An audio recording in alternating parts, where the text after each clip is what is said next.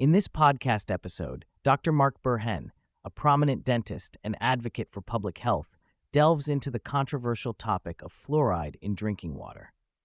Following a significant federal court ruling that challenges the safety of fluoride, Dr. Burhenne discusses the implications of this decision and the potential dangers of fluoride exposure, particularly for children.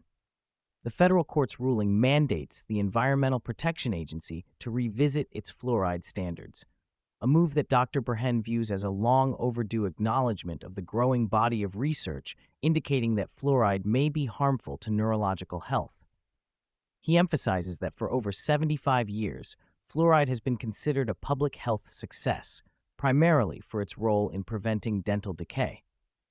However, recent studies have raised concerns about its impact on brain development, particularly in children and fetuses.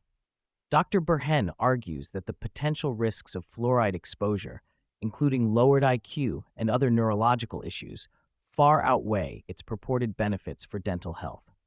During the podcast, Dr. Burhenne highlights a particularly contentious argument made by advocates of fluoride, who claim that even if fluoride is harmful to children's IQ, the trade-off is worth it for the sake of dental health.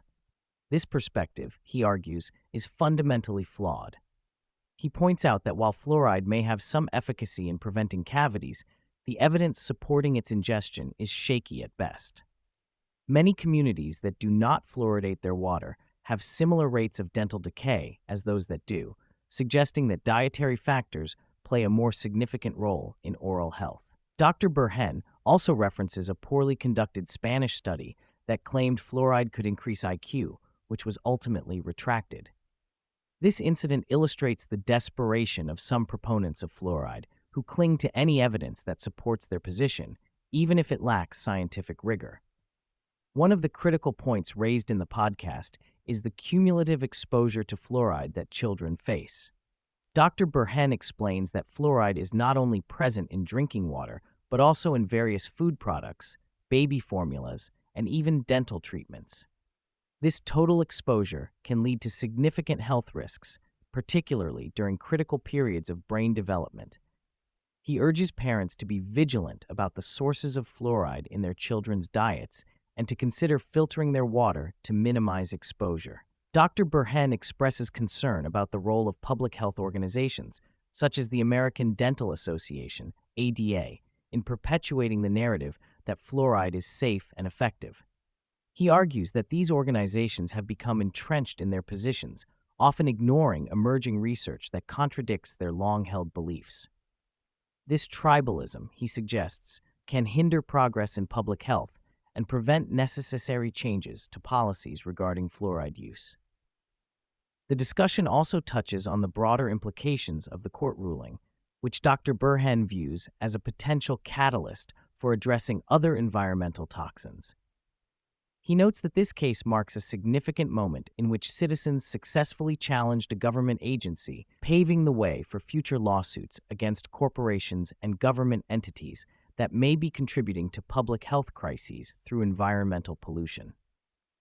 Dr. Burhenne emphasizes the need for accountability and transparency in public health policies, particularly regarding the safety of chemicals and additives in our food and water supply.